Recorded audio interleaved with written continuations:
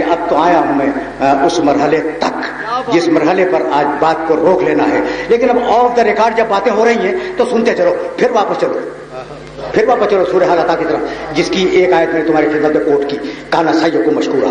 میرا جی چاہتا ہے کہ ذرا آج آل محمد کھل جائے, حسین بھی کھل جائے گا.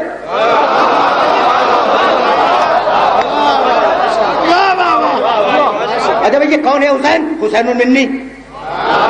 اچھا بھائی حسن کون ہے؟ حسن المنی. فاطمہ کون ہے؟ فاطمہ تو بدت المنی. علی کون ہے؟ علی المنی. مجھ سے بھائی یہی ہے نا, میں نے اس مجھ سے ہی بہت تشریح کی ہے, لیکن آج میرا جی چاہتا ہے کہ یہ میرے مانوس سننے والے بیٹھے ہوئے ہیں دوست,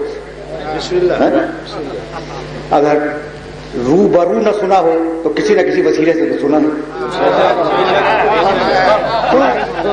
آج روبرو سن رہے ہو تو اب ایک جملہ سنو اور ذرا آل محمد کھل جائے تو پھر ہم آگے چلے جائیں گے.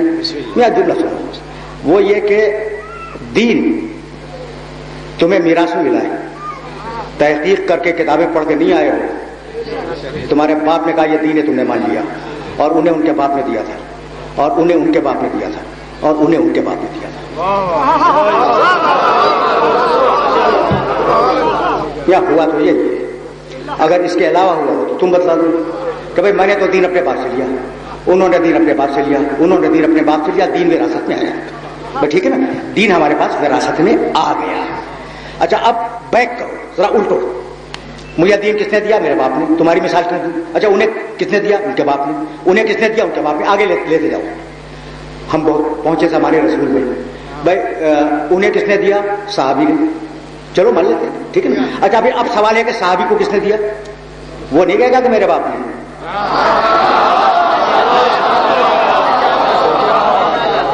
اب کوئی بھی ہو وہ نہیں کہے گا کہ دین میرے باپ نے مجھے دیا. دین دیا رسول نے, لیکن تین ایسے ہیں جو کہیں گے دین میرے باپ نے دیا. فاطمہ کہے گی, حسن کہے گا, حسین کہے گا.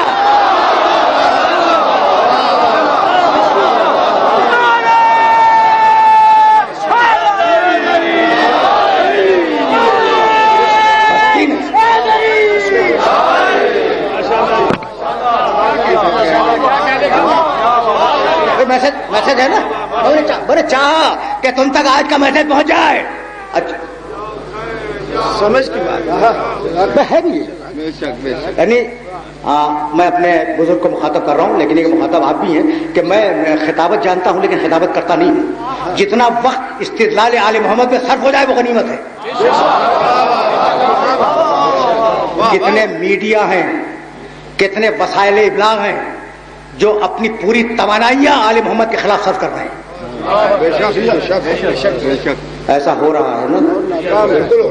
تو اب ہمیں چاہیے کہ ہم اپنے ممبروں پر بڑے احتیاط کے ساتھ جملہ عرض کر رہا ہوں. کبھی میں نے جملہ کہا تھا کہ بھائی میرے سننے والوں, تم نے مجھے شیشے کے گھر میں دیکھا ہوگا. ممبر سے کہہ رہا تھا میں جملہ کہ تم نے کبھی مجھے شیشے کے گھر میں دیکھا ہوگا اور دیکھتے رہو گے, لیکن شیشے کا گھر اور ہے, حسین کا ممبر اور ہے.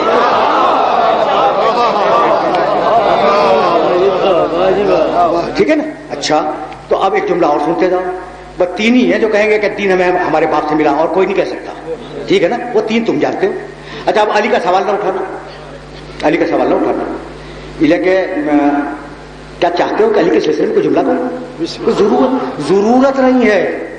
فاطمہ کے باپ ہیں پیغمبر, حسن کے باپ ہیں, حسین کے باپ ہیں, اور علی نفس محمد ہے. اس کی تو بات ہی نہ کرو. اب روک رہا ہوں تمہیں, اب روک رہا ہوں. تو یہ منی سمجھ میں آ گیا نا. منی کا ایک اینگل دینا چاہ رہا ہوں. حسین مجھ سے, حسن مجھ سے, فاطمہ مجھ سے, علی بھی مجھ سے. اچھا وہ آدھے آدھے ٹکڑے میں نے چھوڑ دیے کہ میں علی سے, میں فاطمہ سے, میں حسن سے, میں حسین سے, میں یہ ٹکڑے چھوڑ دیے. لیکن یہ پانچ جو ہیں وہ ایک دوسرے سے ہیں. ٹھیک ہے نا بھائی. سننا اس لیے کہ جو بات کہنے جا رہا ہوں میں اس کے لیے لفظوں کی تلاش ہے کہ کن لفظوں میں بیان کروں. دیکھو اب میں اتفاق سے لاہور میں ہوں تو یہ میرے ساتھی لاہوری ہیں. ٹھیک, اب دیکھیے اس سے زیادہ احتیاط میں کر نہیں سکتا. ساتھی عربی میں اس کے لیے لفظ تو معلوم ہے نا؟ صحابی ہے. اچھا ہوگا عربی میں لفظ ہوگا ساتھی. تو اب میں کراچی چلا جاؤں گا تو ساتھی کراچی کے ہوں گے. ٹھیک ہے, بہت توجہ ہے, بہت توجہ ہے. تو ساتھی ہوتا ہے اس ملک کے کی نسبت سے, اس ملک کے حوالے سے جس ملک میں آدمی موجود ہو. ٹھیک ہے نا. پیغمبر مکے میں پیدا ہوئے اس لیے ساتھی مکی. میں بہت قریب ہو کے بات کر رہا ہوں, سننا. پیغمبر مکے میں پیدا ہوئے, ساتھی مکی. پیغمبر اگر مدینے میں پیدا ہوتے ساتھی مدنی ہوتے. پیدا نہیں ہوئے ہجرت کی تو ساتھی مدنی. مکے میں پیدا ہوئے ساتھی مکی, مدینے ہجرت کی ساتھی مدنی. اگر پیغمبر افریقہ میں پیدا ہوتے ساتھی کہاں کے ہوتے؟ افریقی. اگر چین میں پیدا ہوتے تو کہاں کے ہوتے؟ چینی. میں بہت سیدھی بات کر رہا ہوں نا. تو یہ جو فضیلت ہے ساتھ ہونے کی, یہ اتفاق سے مل گئی.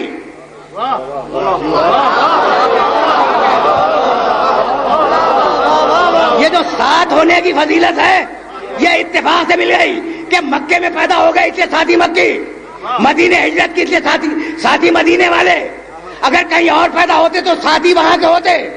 تو یہ ہے اتفاق کی فضیلت, اور وہ ہے حقیقی فضیلت کہ میں ان سے, یہ مجھ سے, میں جہاں بھی پیدا ہوں گا یہ ساتھ ہوں گے.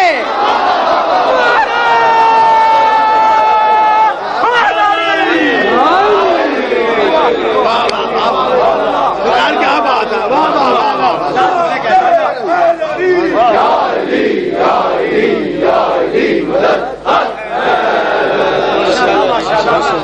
بس بہت زیادہ دامن وقت میں گنجائش نہیں ہے. اب تمہیں میں یہاں تک لے آیا ہوں تو اب سم بھی کروں گا. میرے پاس کل 14 دقیقے رہ گئے ہیں اور اس سے زیادہ میں بولنا بھی نہیں چاہ رہا. لیکن جہاں لے آیا ہوں وہاں یہ ضروری ہے کہ میں ایک چھوٹی سی روایت تمہیں سناتا جاؤں. بچہ پیدا ہوا نہیں, ابھی پیدا نہیں ہوا, ابھی پیدا نہیں ہوا. ام الفضل بنی ہاشم کی ایک انتہائی محترم خاتون پیغمبر اکرم سے کہنے لگی, یا رسول اللہ میں نے کل رات خواب میں دیکھا. کیا کمال کا جملہ ہے. میں نے کل رات خواب میں دیکھا کہ آپ کے جسم مبارک سے ایک ٹکڑا ٹوٹ کر میری گود میں آ گیا ہے. یا رسول اللہ مجھے بڑی وحشت ہوئی, میری آنکھ کھل گئی.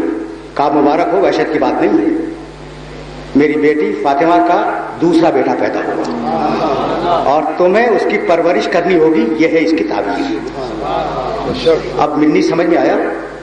جو پارے جس میں رسالت ہو وہ منی. قریب ہو رہا ہوں میں اور بہت قریب ہو کے کچھ کہنا چاہ رہا ہوں میں. جو پارے جس میں رسالت ہو وہ منی.